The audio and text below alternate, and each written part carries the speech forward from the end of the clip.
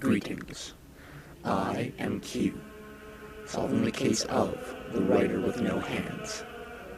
This case is particularly difficult because of the widespread media attention, documentary, and focus on him being in cahoots, so to speak, with the CIA. Back in 1997, Gary Devore, a screenwriter, was in Santa Fe, New Mexico for a week working on a script with Marsha Mason, an actress from Goodbye Girl. He finished the first draft of the script and was driving home to his wife in Santa Barbara, California. It was about 12:40 in the morning when he called his wife to check in and let her know where he was and when he'd get home, that he had the first draft of his script finished, that it was on his laptop, he was going to deliver it to the movie producers, and it was going to be a huge deal. She claims that she was watching an HBO show that she enjoyed and that she didn't want him interrupting her. So she told him to call back at around 1 a.m., he agreed and told her he would speak to her then. Strangely, he never called back. She called him after 1 a.m., but he never picked up. She began to worry, so she continued calling for another 10 minutes, but no one picked up the phone.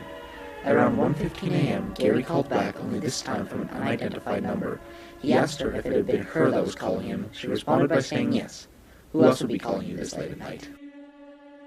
Gary wrote movies starring Arnold Schwarzenegger, Billy Crystal, Jimmy Smits, Gregory Hines, Peter Strauss, John Goodman, Gary Cole, Sally Fields, Tommy Lee Jones, Christopher Walken, Priscilla Barnes, and more.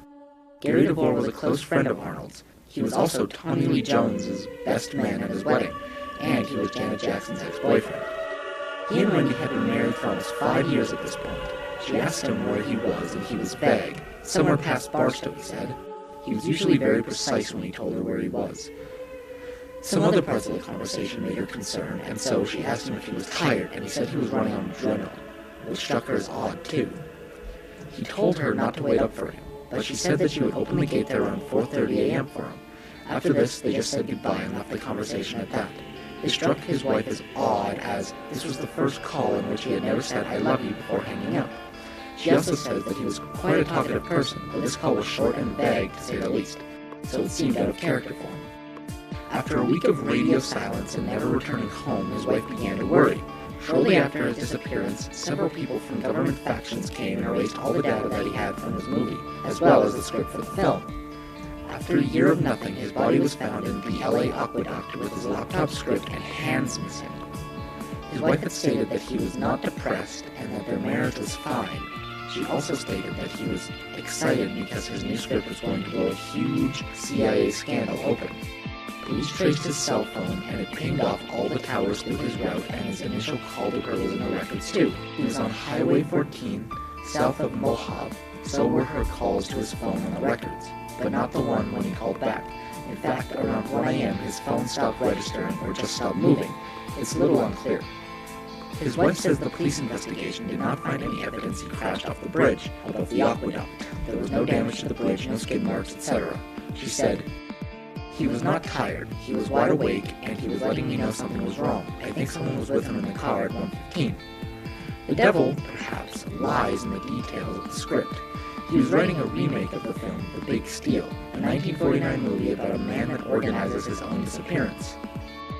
He was setting his rewrite against the U.S. invasion of Panama to overthrow Noriega.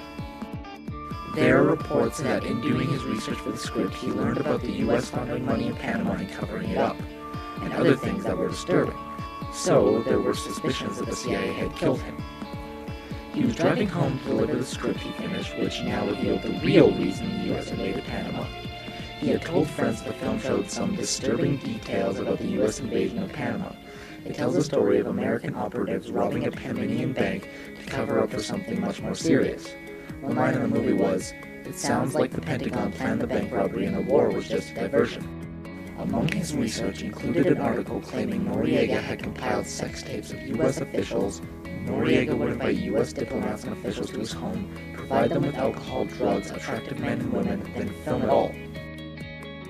His wife Wendy said he would get calls from CIA officials all the time, but in the month before he died, he got a whole lot of them. She said, "When we first married, he told me he got a lot of calls from government agencies. He told me to ignore it, so I did. If the phone rang, I could take a message or say he was out, but not to speak to them, really. We had a few at first, then not very many. Then, in the last month, one man was calling all the time." Early autopsy reports said there were no major bone breaks, no skull fractures, neck bones were intact, etc. He was also a strong swimmer, swam in the ocean every day, so he could swim his way out of a river if he was conscious. It also gets a lot weirder after that. As I said, his hands were not attached to his body, but hands were found in the car with him. Hands that, according to the medical examiner, were over 200 years old. Another strange coincidence is that the CIA has confirmed that Devore was working for them. He apparently would travel to Panama with them many times. White House officials confirmed these claims and that they were being investigated by the FBI. Another note, White House officials also claim that this has all the hallmarks of a cover-up. This cannot be confirmed, however.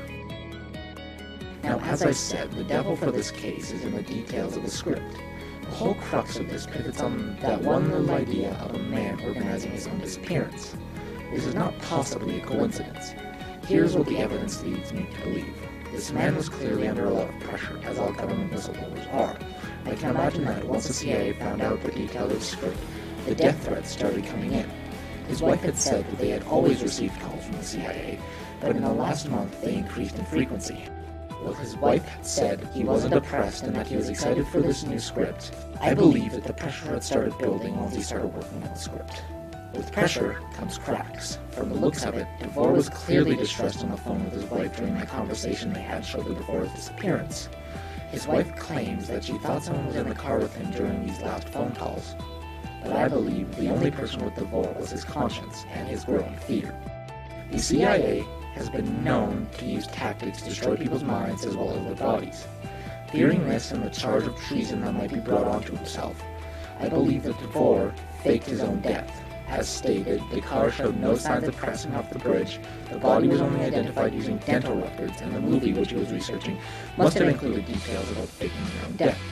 So the truth of the matter is, fearing the CIA, he organized his own death, deploying the airbags of his car and he planted a body in it. Dental records can be easily tampered with, and, possibly with help of the CIA, disappearance is a true possibility. Perhaps even in Panama. I do not believe 100% the CIA was involved, but I do believe that he made himself disappear. Everything connects in a neat little line. Case closed. Thanks for watching.